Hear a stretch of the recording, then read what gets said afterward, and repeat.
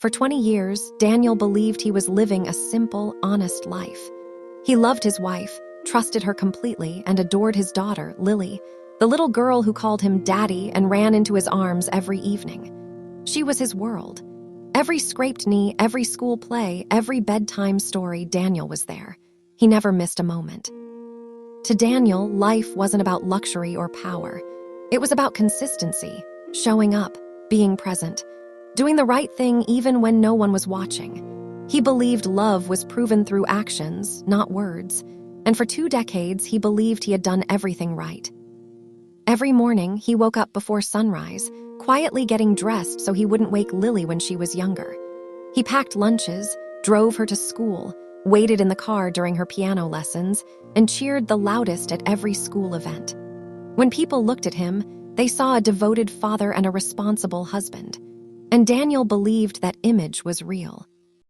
He had no idea that his entire life rested on a lie carefully buried by the woman he trusted the most.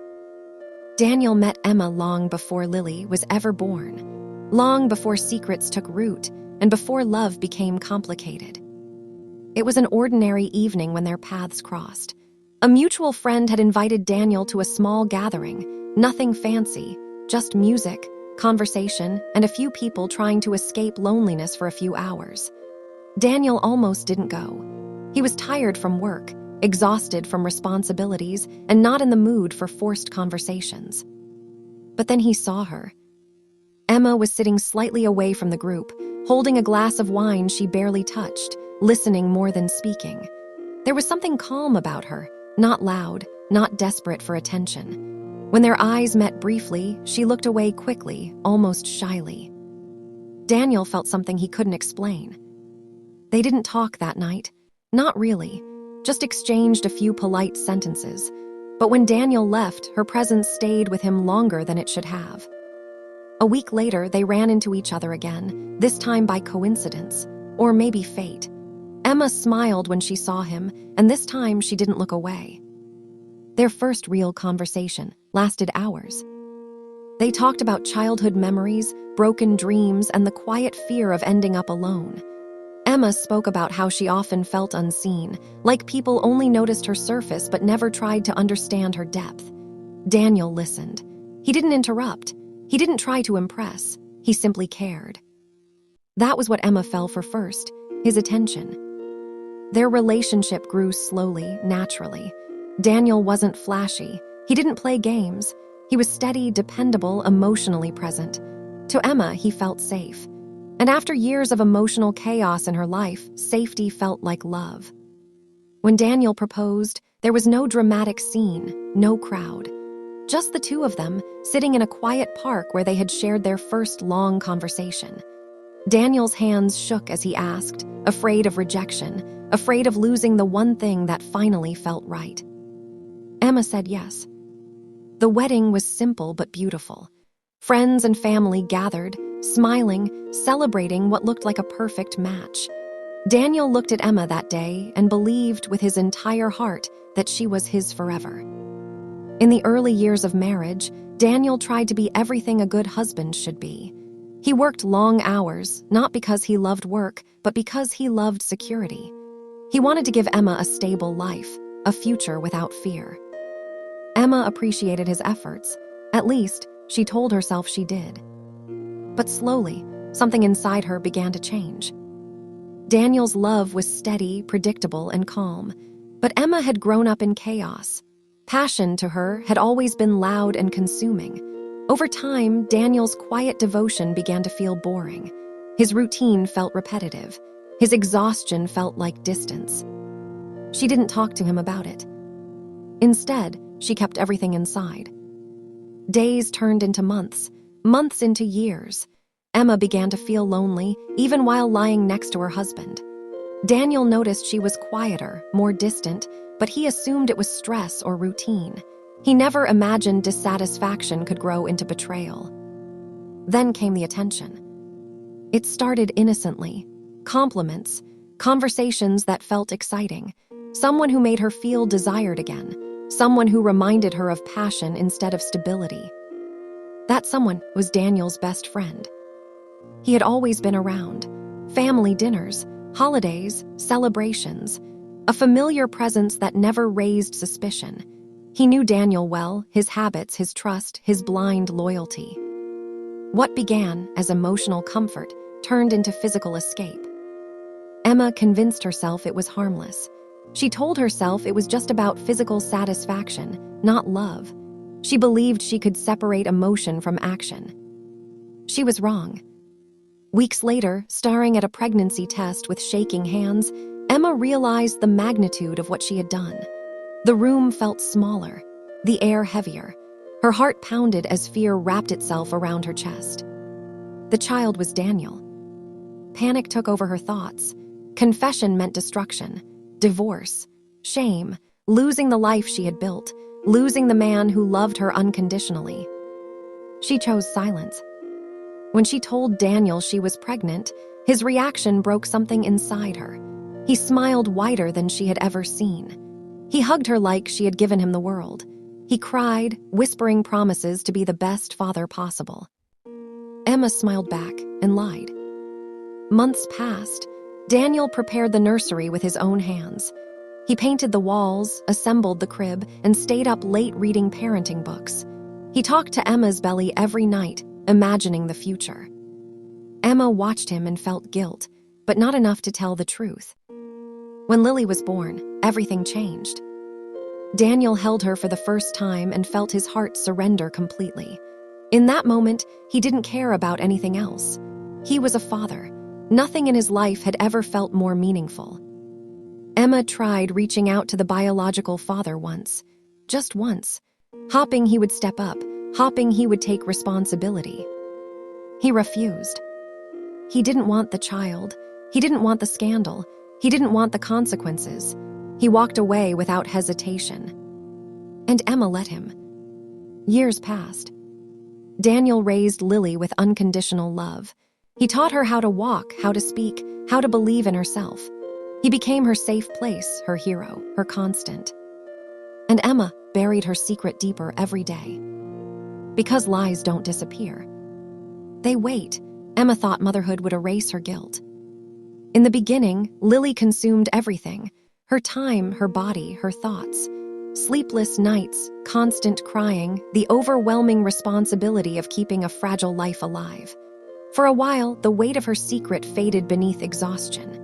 She told herself that love had won, that the lie no longer mattered. Daniel was everywhere. He woke up at night without being asked. He learned how to calm Lily's cries, how to change diapers with one hand, how to rock her to sleep while humming softly. He took pride in being present. He wanted Emma to rest, to feel supported, to feel loved. People praised him constantly.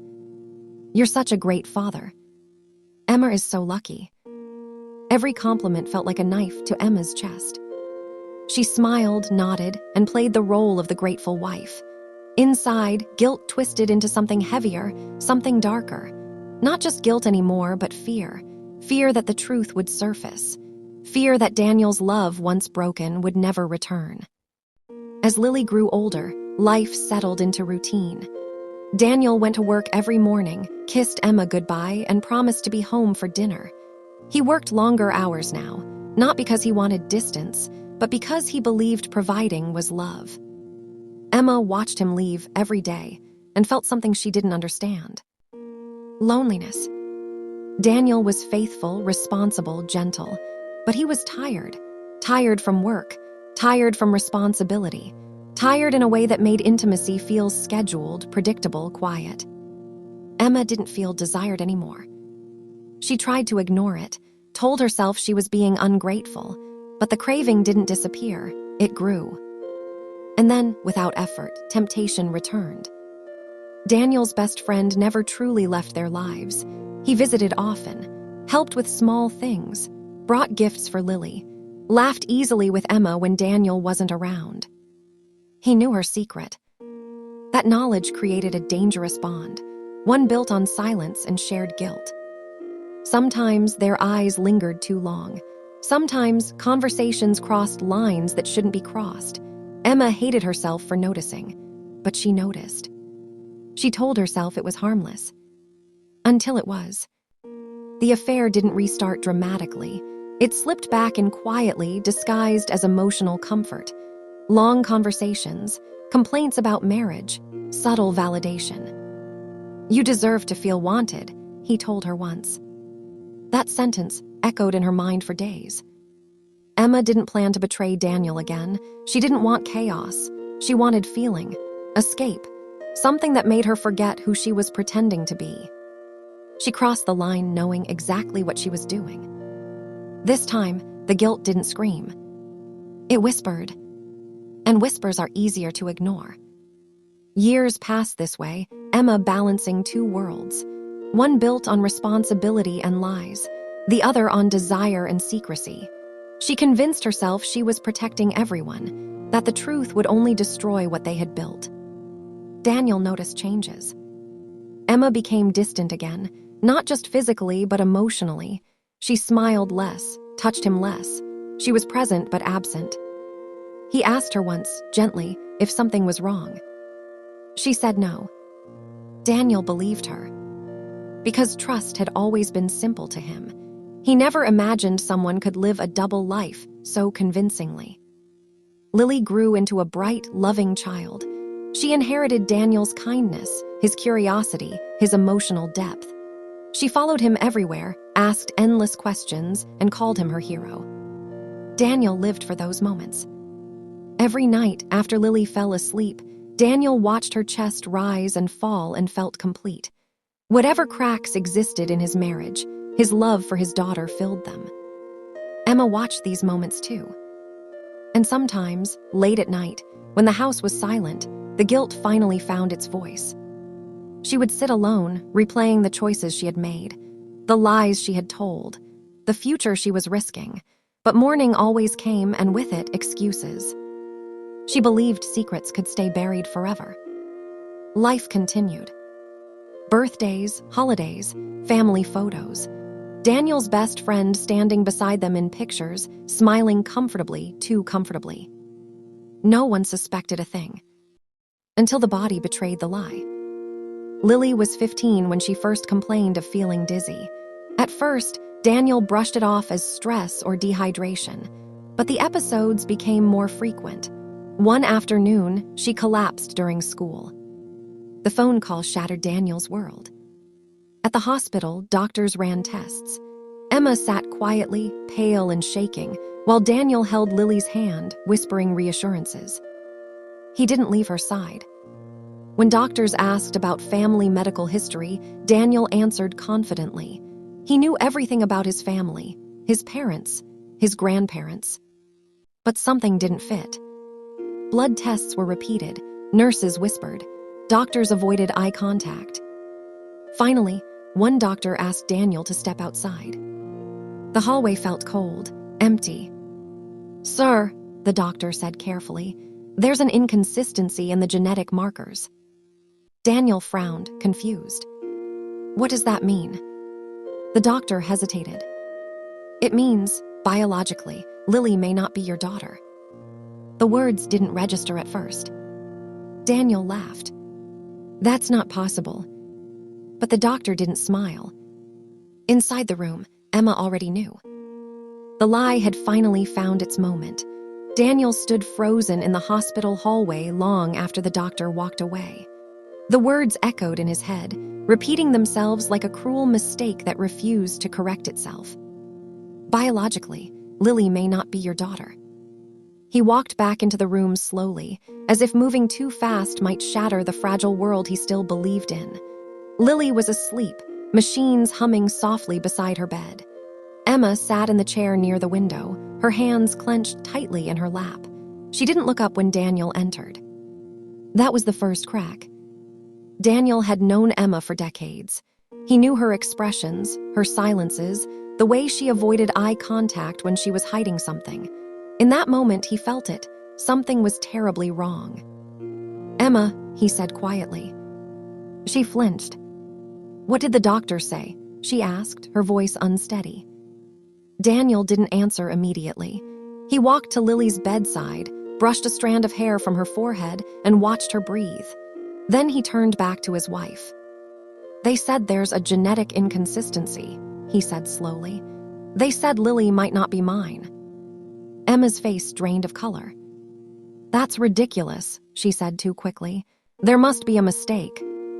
Daniel stared at her. That's what I thought too. Silence stretched between them, heavy and suffocating.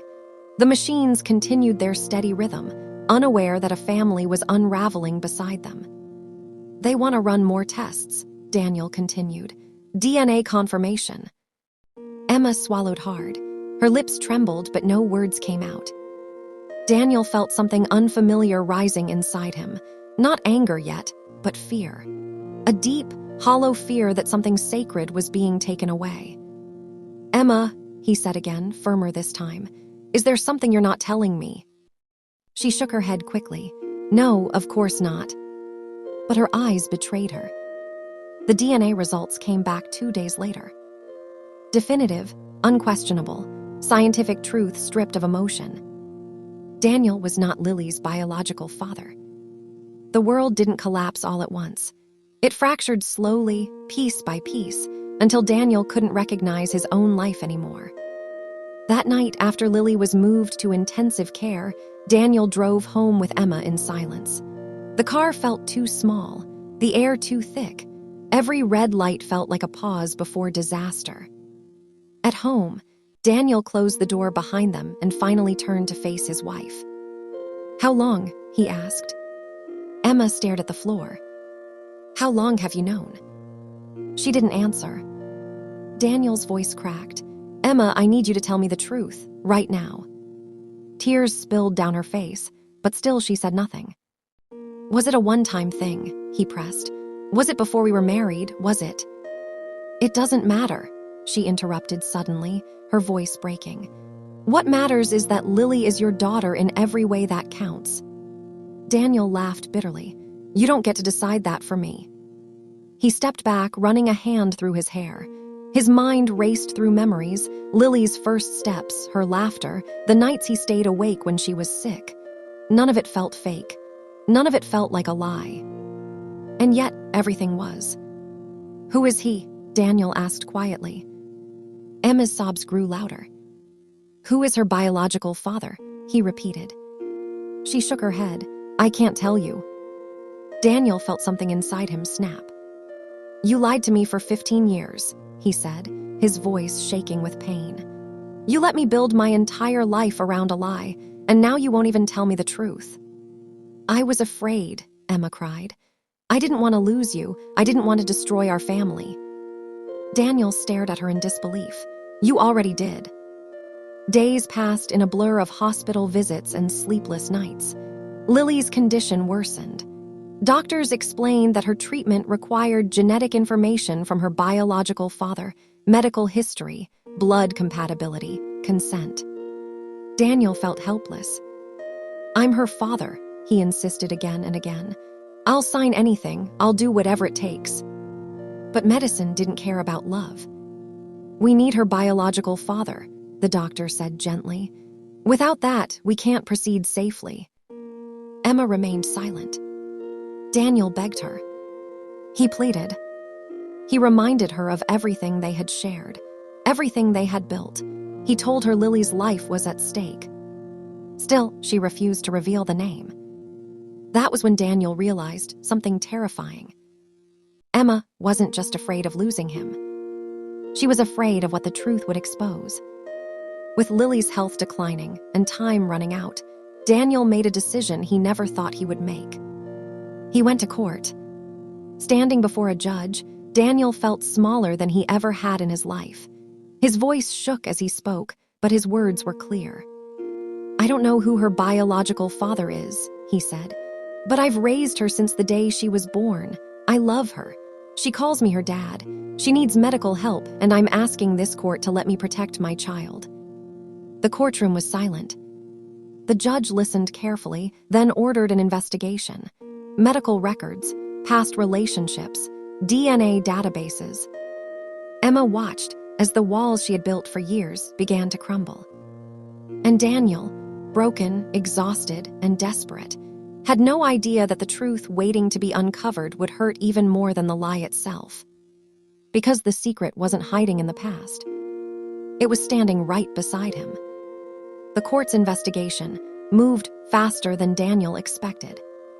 When a child's life was at risk, systems that usually dragged their feet suddenly found urgency. Social workers, legal clerks, and medical experts entered Daniel's life like strangers rearranging furniture in a home that no longer felt his. Emma barely spoke anymore. She existed beside him like a ghost, present but unreachable.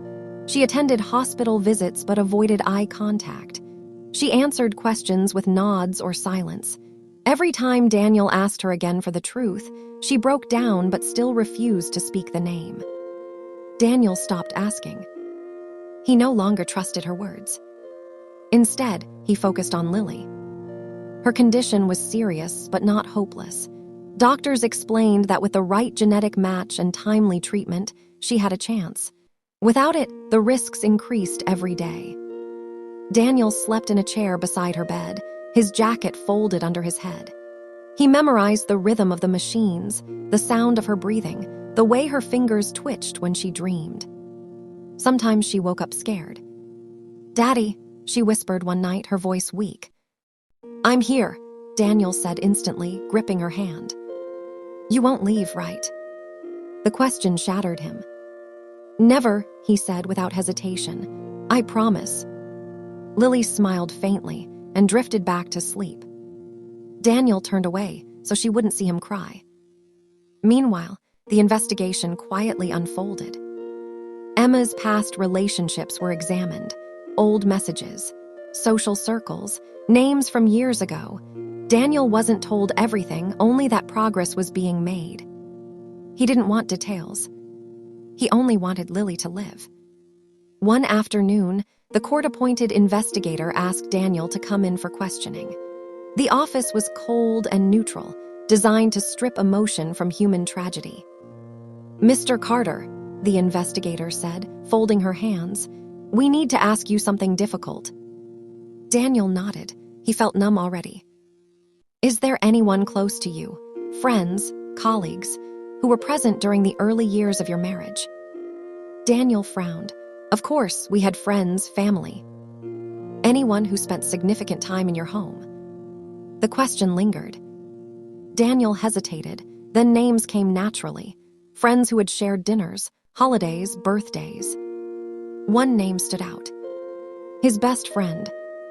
The investigator noticed the pause. "Can you tell me about him?" she asked carefully. Daniel felt uneasy. "He's been part of my life for years. He stood beside me at my wedding. He's Lily's godfather." The investigator made a note. Daniel's stomach tightened. That night, Daniel couldn't sleep. Memories replayed themselves differently now. Conversations that once felt harmless, glances he never noticed, moments that suddenly carried weight. His friend's comfort around Emma, his constant presence. No, Daniel told himself, not him. But doubt had already planted its roots. The following day, the investigator requested DNA samples from several individuals connected to Emma's past. Daniel wasn't informed who. He waited. Days stretched painfully. Then came the call. The judge requested Daniel's presence in court immediately. Emma was already there when Daniel arrived, her face pale, her hands shaking uncontrollably. She didn't look at him. Daniel sat down slowly, his heart pounding. The judge entered, solemn and composed. "We have identified the biological father," the judge said. Daniel's breath caught. The courtroom doors opened, and in walked the last person Daniel ever expected to see standing on the opposite side of truth. His best friend. The man looked uncomfortable, avoiding Daniel's eyes. His confidence, once effortless, was gone. He looked smaller, guilty. Daniel felt the world tilt. For a moment, everything went silent. He couldn't hear the judge, couldn't breathe, couldn't think. This man, he thought, this man held my daughter. This man ate at my table. This man called me brother.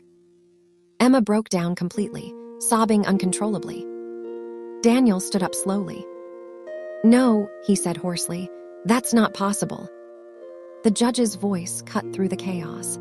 DNA results confirm with certainty that he is the biological father of Lily. Daniel stared at his friend. "Tell me this is a mistake," Daniel whispered. The man didn't answer. That silence hurt more than any confession. Emma finally screamed through her tears. "I was scared. I didn't mean for it to happen like this." Daniel laughed, a broken, hollow sound. "You didn't mean for my best friend to sleep with my wife?" he asked quietly. Security had to step in as emotions escalated.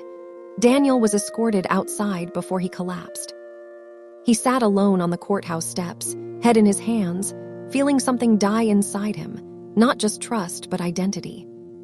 Two people he loved most had betrayed him. But even then, his thoughts went back to Lily. Not blood. Not betrayal. Her. Inside the courtroom, the biological father refused responsibility again. He claimed he never wanted a child, that he didn't consent to being involved.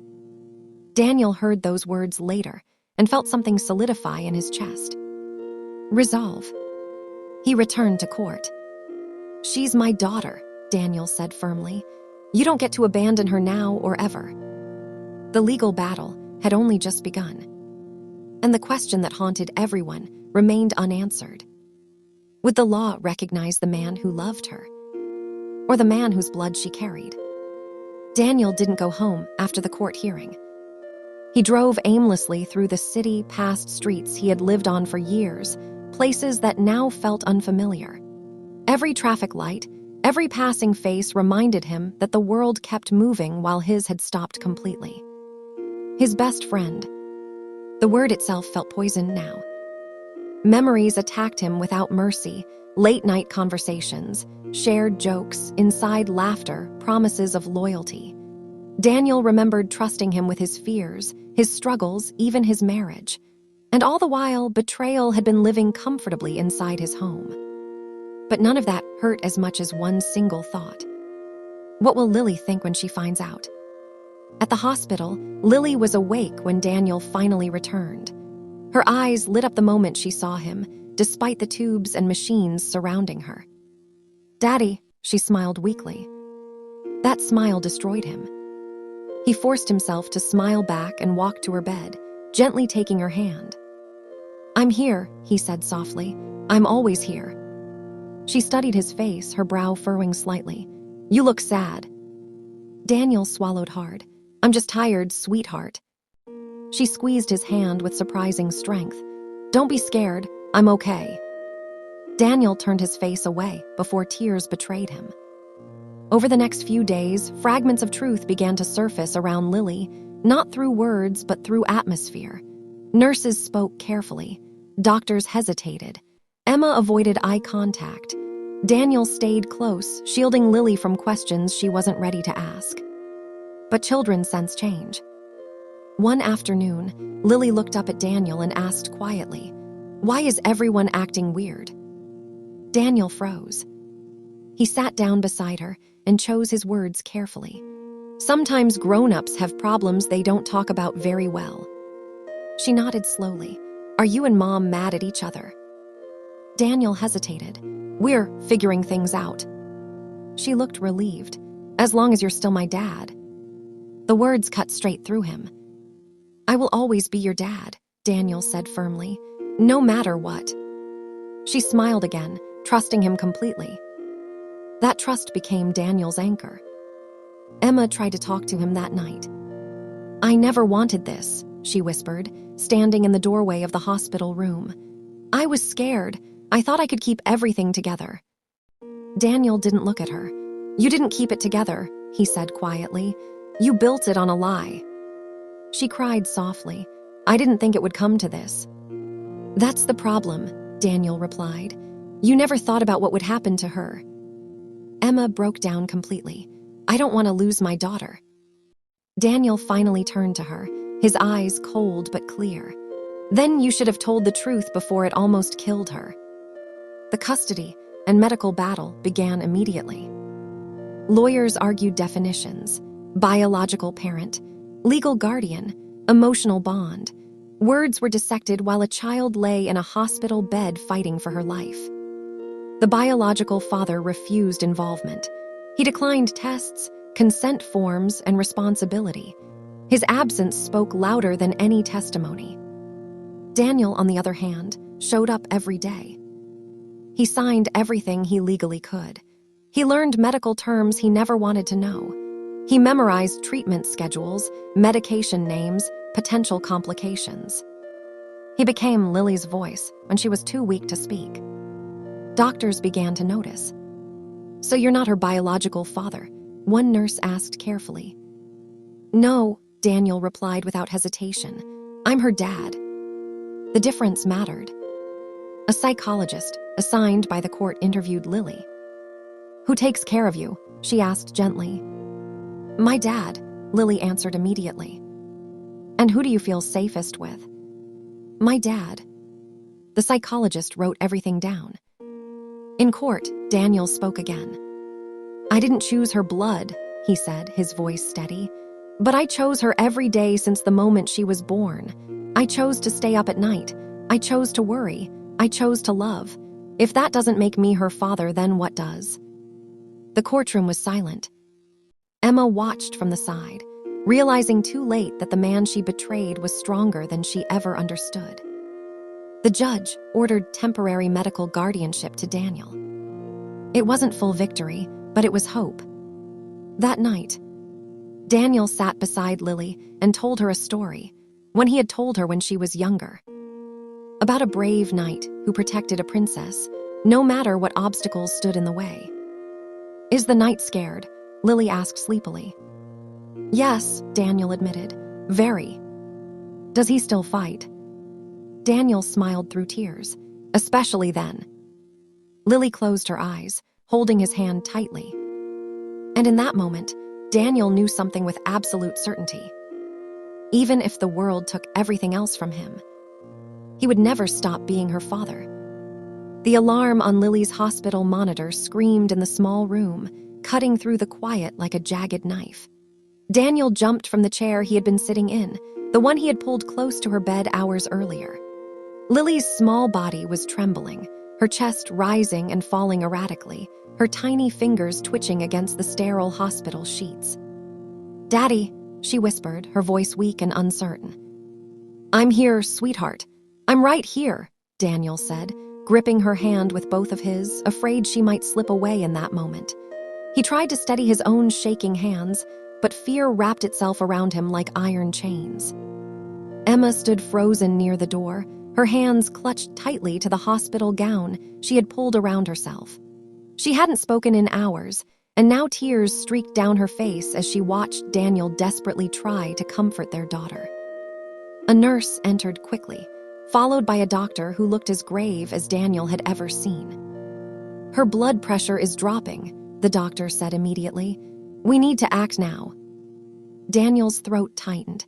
He nodded, letting the medical staff work, but he couldn't leave her side. He held her hand, whispered soft words, and stroked her hair. "You're strong, Lily. You're going to fight through this. I'll be here. I won't leave you." The doctor examined her, asking rapid-fire questions about medical history, blood types, prior conditions, allergies. Daniel rattled off everything he knew about her, everything a father should know. But then came the words that stopped him cold. "We also need information from the biological father to proceed with a high-risk transfusion," the doctor said cautiously. "Without it, the procedure could fail."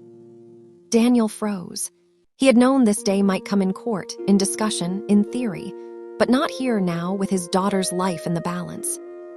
I don't know who that is," he admitted, his voice cracking.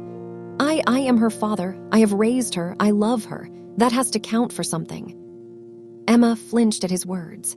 She had known the truth for so long, and yet watching him fight with such desperate love for a child who wasn't biologically his made her guilt feel like molten fire burning through her chest. The doctor looked at him gravely. "I understand your love, Mr. Carter, but this is a matter of medicine. We cannot proceed safely without that information. The procedure carries risk. Even if we attempt it, we need the correct genetic match." Daniel's mind raced. Every moment Lily lay in the hospital bed, her fragile life hanging by a thread, every second felt like a lifetime. The thought of losing her, even for a single heartbeat, was unbearable. "I don't care about biology," Daniel shouted suddenly, his voice echoing against the sterile walls. "I don't care about what DNA says. She is my daughter. I have been her father since the day she was born. You do what you can to save her." The medical staff exchanged concerned glances. One nurse stepped forward. "Sir, we need permission from the biological father. Otherwise, this is a legal and medical risk." Daniel's heart sank. He clenched his fists so tightly that his knuckles turned white. He thought about every scraped knee he had kissed, every sleepless night he had endured, every moment he had spent ensuring she felt safe. And now, all of that love, all of that sacrifice might not be enough. Emma finally spoke, her voice barely audible. I didn't want this to happen. I never wanted you to find out like this." Daniel turned to her, eyes blazing. "You knew it would happen. You knew she might need him someday. And you didn't tell me. You didn't tell me for what? To protect yourself?" Emma shook her head, tears falling freely. "I was afraid. I thought if I told you, you'd leave. I thought if you knew, you'd hate her. I just wanted to protect everyone." "Protect her?" Daniel's voice cracked. "You've put her life at risk. And for what? So that your shame didn't get exposed." Emma's shoulders shook. I love her. I never stopped loving her." Daniel looked down at Lily, asleep but fragile, tubes running from her body like lifelines tethering her to this world. He could not let go. Not now. Not ever. He made a decision that would define the next chapter of all their lives. "I don't care what the law says," he whispered. "I will do whatever it takes to save her." He spent the next hours packing, signing every possible consent form he could, calling lawyers, pleading with the doctors to try alternative treatments. Every option was explored, every risk weighed. Every moment, Lily's small body fought for life. Emma could only watch as the man she betrayed became the embodiment of heroism, the father who refused to let go, even when the world demanded it. Lily's condition continued to fluctuate. Some moments she seemed stronger, clinging to Daniel's hand, whispering, "Daddy, I'm scared." And every time, Daniel whispered back, "I'm right here. I will never leave you." In those moments, nothing else mattered. Not betrayal, not lies, not legal definitions, only Lily, only her fragile heartbeat. By midnight, the hospital had assembled a team of specialists.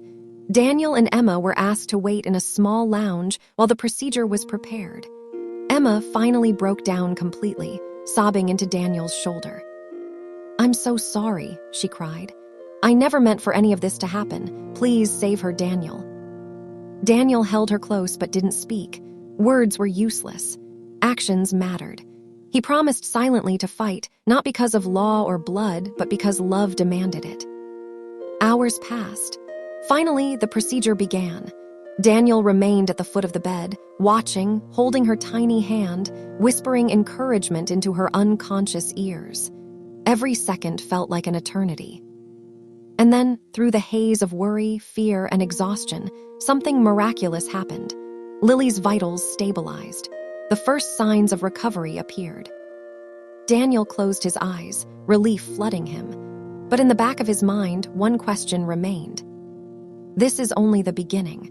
But when the truth comes out fully, can we survive it? The courtroom smelled faintly of polished wood and paper, the kind of smell Daniel had never noticed before. But now it seemed suffocating.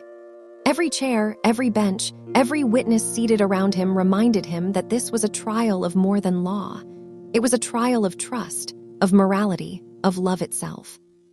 He sat across from his best friend, the man who had shared his home, his laughter, his family, and now, without warning, his betrayal. Emma sat at Daniel's side, hands trembling, face pale. The judge entered and a hush fell over the room. "Court is now in session," the judge said, her voice measured. "We are here to determine both legal responsibility and medical authority regarding Lily Carter." Daniel's stomach twisted. Authority, responsibility. Words that once had simple meanings now carried the weight of life and death. The first witness called was the DNA specialist. She explained in precise, scientific detail how the biological tests confirmed the identity of Lily's father. the man sitting across the aisle. Daniel felt his world collapse around him once again. The courtroom murmured, gasps, whispered questions. Emma buried her face in her hands, sobbing. The man himself remained stoic, eyes downcast, refusing to look at Daniel. Daniel's lawyer stood. "Your Honor," he began firmly, "the law recognizes biological ties, but it also recognizes guardianship, emotional bonds, and proven parental responsibility. My client has raised Lily since birth. He has been present in every moment of her life. He has provided love, stability, and care. That cannot be dismissed simply because DNA exists." The judge nodded, listening carefully. Daniel's heart raced. He could not let the law decide in a way that might endanger Lily. Not now, not ever. Then the biological father was asked to speak. He finally looked up, eyes avoiding Daniel, and said flatly, "I do not consent to be involved. I do not take responsibility. I do not want a child." Daniel's blood boiled. He wanted to stand, to scream, to shake him, but he stayed seated. He held Lily in his mind, remembering her fragile heartbeat, her trusting eyes, her small hands clutching his finger in the hospital. He turned to the judge. "Your Honor," he said, voice steady but trembling underneath, "I don't know who she should call father by blood. But I know who she calls father, and I know who has loved her every day of her life. I am that man. I am the one who will fight for her, who will care for her, who will never abandon her." The courtroom was silent. Even the stenographer paused. The judge leaned forward. "Mr. Carter, you understand that this is not just about love. The law must consider biological ties in medical decisions." "I understand," Daniel replied, "but biology does not define fatherhood. Action does, presence does, love does, and she is my daughter in every way that matters." Emma's tears fell silently.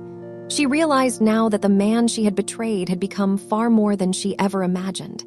He was a hero, a protector, a father in the truest sense. The lawyers presented evidence of Daniel's involvement in Lily's life.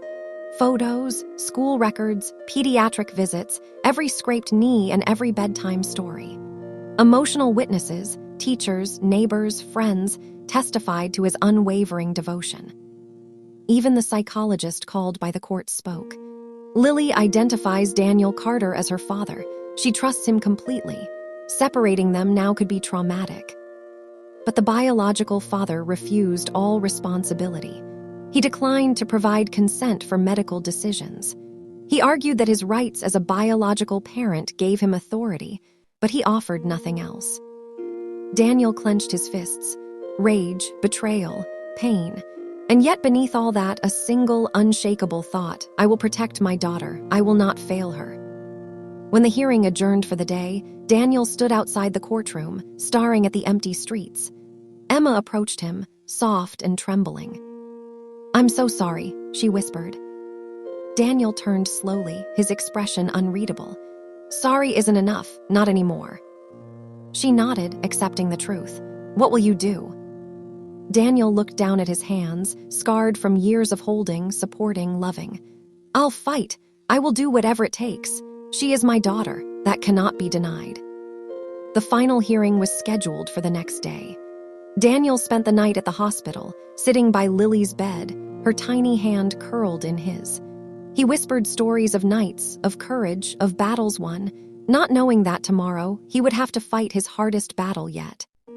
Because in that courtroom, truth would clash with betrayal. Blood would speak, but so would love. And Daniel would have to prove that love was stronger than genetics, stronger than betrayal, stronger than fear. The courtroom was tense. Every seat filled with people who had become part of this tragic story. Friends, neighbors, lawyers, nurses, and even a few journalists who had caught whispers of the case. But for Daniel, the only thing that mattered was the small life he had spent 20 years protecting. He stood before the judge, unwavering now, though exhaustion lined his face. Across the room, the man who had been his closest friend and Lily's biological father shifted uncomfortably. For the first time, there was no charm, no ease, no deflection. "You are her biological father," the judge began. However, you have demonstrated no willingness to care for or take responsibility for her. Your absence has created this crisis." The man's lips tightened. He didn't answer. The judge continued. "Mr. Carter, you have acted consistently as her father. You have proven love, presence, and responsibility. In cases like this, emotional guardianship takes precedence over biological ties when a child's life is at risk." Daniel's heart swelled. The words were a legal validation of what he had known in his heart all along. Love could define a father just as strongly as blood. Emma watched him, silent, tears streaking her pale face. She had betrayed him, yes, but in this moment, she understood something undeniable. Daniel was more than a man wronged. He was a father in every sense that mattered. The judge leaned forward. "Mr. Carter, you have the authority to make all medical decisions for Lily. We will proceed with the treatment as recommended by her physicians." Daniel exhaled slowly, the weight on his shoulders lifting slightly. He looked down at Lily's small, sleeping form, her breathing steady but fragile, and whispered, "Daddy's right here. You're going to be okay." The medical team moved swiftly, preparing Lily for surgery. Daniel stayed by her side until the last moment, holding her hand, brushing her hair back, whispering every reassuring word he could muster. Emma hovered near him, silent. When he looked at her, her eyes met his, full of remorse. Daniel said nothing. There was no forgiveness in that look yet, only the acknowledgement that things would never be the same. Hours passed in agonizing silence as the surgeons worked. Daniel refused to leave. He watched every monitor, listened to every beep, clutched every medical chart, memorizing the rhythm of hope and fear that defined the room. Finally, the lead surgeon emerged. "She's stable," he announced. "The surgery went well. We still have to monitor her closely, but she made it through." Daniel sank into the nearest chair, relief flooding through him. He felt a tear escape and didn't even try to hide it. "Thank God," he whispered. Emma approached softly and placed a hand on his shoulder. "She's alive, thanks to you." Daniel didn't respond immediately. His mind replayed the betrayal, the lies, the courtroom, the hospital, the sleepless nights. And yet, here she was, Lily, his daughter. Alive because he had chosen love over bitterness, action over resignation. The courtroom reconvened a week later to finalize custody and legal authority. Daniel sat quietly, Lily resting in his arms, small and fragile, but alive. The judge addressed the court. Lily Carter's legal guardian and medical decision-maker will remain Daniel Carter. The biological father has relinquished all claims. The man's face was unreadable, but Daniel didn't care. His daughter was safe. Emma approached the judge quietly. "Your Honor," she said softly, "I made mistakes. I betrayed him, betrayed Lily, and I am deeply sorry." Daniel didn't turn to her. He held Lily closer, whispering gently, "It's over. Focus on helping her now." In the quiet moments after the hearing, Daniel finally allowed himself to reflect. He remembered the years of joy, the stolen moments, the scraped knees, the bedtime stories, the laughter and tears. He remembered the lies, the betrayal, the heartbreak. And he realized that fatherhood wasn't about perfection. It was about commitment, sacrifice, and unwavering love. Later at home, Daniel tucked Lily into bed. She looked up at him sleepily, her small hand resting on his chest. "Daddy," she whispered, "are you really my dad?" Daniel smiled softly, brushing a strand of hair from her face. "I've always been your dad," he said. "Blood doesn't matter, love does, and I will always be here for you no matter what." She smiled, her eyes closing, trusting him completely. Emma watched silently from the doorway, tears streaming down her face. She knew she could never undo the past, but she could honor it by supporting the life Daniel had fought so fiercely to protect. Daniel sat in the living room later, exhausted, holding his head in his hands. He thought of the man who had betrayed him, of the legal battles, of the sleepless nights. And he realized something essential. The world could betray, friends could fail, and lies could poison years. But love, pure and determined love, could survive anything. He looked at Lily sleeping in her room, heard her faint breathing, and smiled through his exhaustion. The story of betrayal, lies, and heartbreak had ended. The story of a father's unwavering love, of a child saved not by blood but by commitment, had survived. Daniel whispered softly into the night, a vow, a promise, and a truth. I am your father, Lily, not by blood but by every choice I've ever made. And I will always protect you, love you, and fight for you, no matter what. The night settled around them, quiet and peaceful for the first time in years. The family, fractured, battered, but alive, had found a fragile but unbreakable strength. In the end, Daniel learned what true fatherhood meant. It wasn't genetics. It wasn't promises made lightly. It was choice, sacrifice, and unwavering love. And that love would always endure.